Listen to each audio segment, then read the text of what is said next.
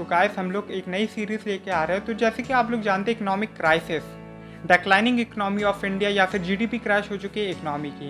लेकिन अगर हम आम आदमी से पूछें कि जीडीपी क्रैश, तो एक आम आदमी बोलेगा कि इसका मेरे ऊपर क्या फ़ायदा, मतलब जीडीपी अगर गिर रही है तो मेरी लाइफ पे इसका क्या असर पड़ेगा। एक नॉर्मल आदमी जीडीपी के बारे में नहीं जानता, लेकिन रियलिटी ये है कि हर एक चीज़ का फ़र्क पड़ता है।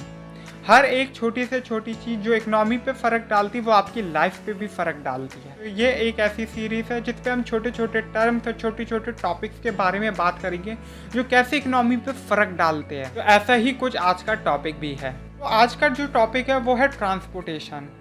सबसे पहले हम बात करते हैं ऑयल की।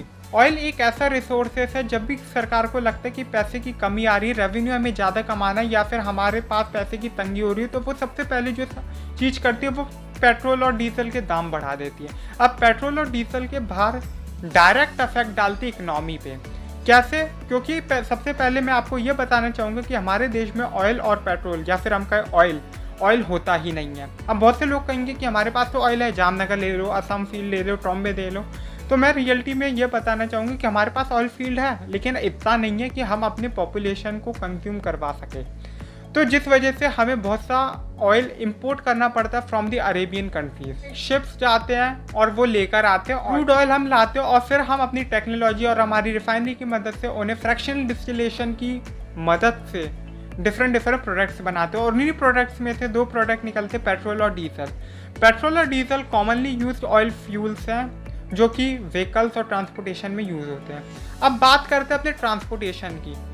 लॉकडाउन में जैसे कि आप जानते हैं पेट्रोल और डीजल बिका ही नहीं, लेकिन एजेंशियल सर्विस को चले रहने की वजह से इंडिया के इतिहास में फर्स्ट टाइम हुआ कि डीजल पेट्रोल से भी महंगा हो गया। तो ट्रांसपोर्टेशन और भी महंगा हो गया, क्योंकि बस, ट्रक्स, जितने भी हैवी व्हीकल्स होते हैं वो सब तो डीजल पे ही चलते हैं। पेट्रोल पे तो हमारी गाड़ियाँ चलती हैं, हमने अपनी गाड़ियाँ चलाई नहीं, पेट्रोल पे का। अब ट्रांसपोर्टेशन कैसे फ़र्क डाल रहा है। अब मैं आपसे बोलूँ कि आप 5 रुपये का नींबू खरीद के लाओ या फिर धनिया खरीद के लाओ या फिर टमाटर, आलू, कुछ भी खरीद के लाओ, तो इसके दाम कैसे बढ़ते हैं। आप बार्गेन कर लोगे या फिर सारे सब्जी वाले कम ही पे तो होंगे, लेकिन 1-1, 2-2 रुपये इनके भी बढ़ते हैं। ट्रांसपोर्टेशन फार्मर से लेके ये मंडी तक आते हैं एक ट्रक में, सारे के सारे वेजीज और फ्रूट्स, लेकिन ये आते जब भी है यूज़ क्या होता है, डीजल के दाम बढ़ते, ट्रांसपोर्टेशन महंगा होता है, जिसकी वजह से आपकी सब्जियां भी महंगी होती है। अब जैसे कि रॉ मटेरियल्स की बात करें, आयरन, स्टील या कोई भी मटेरियल हुआ मिनरल टाइप का, वो सब हमारे भरमार है छोटा नागपुर रीजन पे, हमारी फैक्ट्रीज बनाती हैं और फिर उन्हें पूरे इंडिया में सप्लाई करती है। अब सोचिए छोटा नागपुर से लेके कोई प्रोडक्ट दिल्ली तक जाएगा, मुंबई तक जाएगा। तो अब जैसे कि अगर हम नॉर्मली बात करें, छोटा सा एग्जांपल लेते हैं, अगर आप हिल स्टेशन पे घूमने गए हो तो 10 रुपये की मैगी या 10 रुपये का चिप्स का पैकेट भी 11, 12 या फिर 15 रुपये का बिकता है। ऐसा क्यों? रीज़न यही है कि वो लोग नीचे से ऊपर लाते ट्रांसपोर्टेशन, क्योंकि हैवी व्हीकल्स ऊपर पहाड़ तक नहीं जा सकते। अब क्या बेसिक नीड्स या फिर एजेंशियल सर्विसेज आइटम्स के ही दाम बढ़ते हैं?